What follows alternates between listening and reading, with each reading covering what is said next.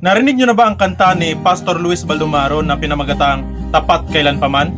Ito ang aking version sa kanta na yan, isang kanta na naghahayag ng kadakilaan ng habag ng Diyos. Pakinggan natin. Sa Panginoong Jesus, ako'y nagtitiwala sa biyaya niya. Habang buhay ko ay may kalinga, sa pagsubok at lumbay, naroon siya dumaramay. Ang Panginoon tapat kailanpaman. Biyaya niya't habag sa buhay ko'y sapat, di man karapat-dapat ako ay niligtas.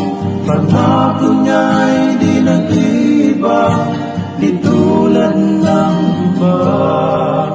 Ang Panginoon tapat kailanpaman.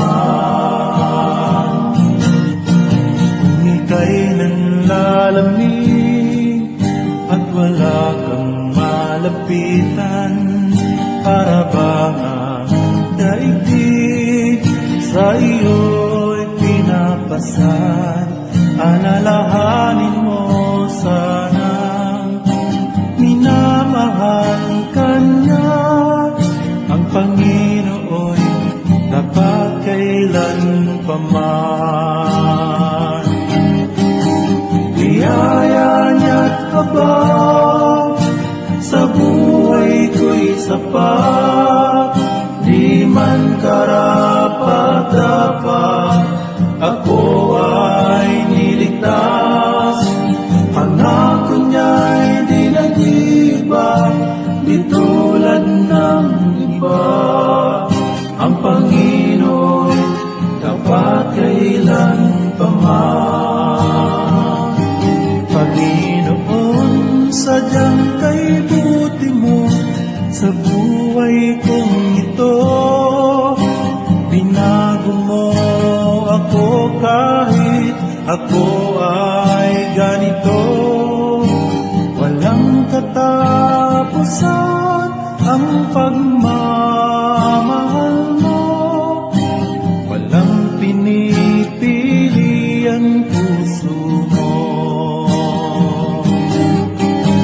Biyaya niya't habag sa buhay ko'y sapat, di man karapat-dapat ako ay niligtas. Pangako niya'y di nag-iba, di tulad ng iba. Ang Panginoon tapat kailanpaman. Ang Panginoon Jesus ay tapat kailanpaman.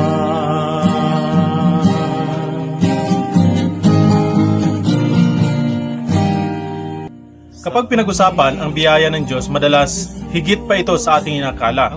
Madalas kasi na kapag pinag-usapan ang biyaya, naiisip natin yung nakatanggap tayo ng malaking amount ng pera, or may nagbigay sa atin ng pagkain, o may taong tumulong sa atin.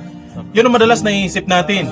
Pero higit pa dyan ang kahulugan ng biyaya. Pagka sa English, ang salitang biyaya ay grace, na ang ibig sabihin ay unmerited favor o pabor na hindi natin pinaghirapan.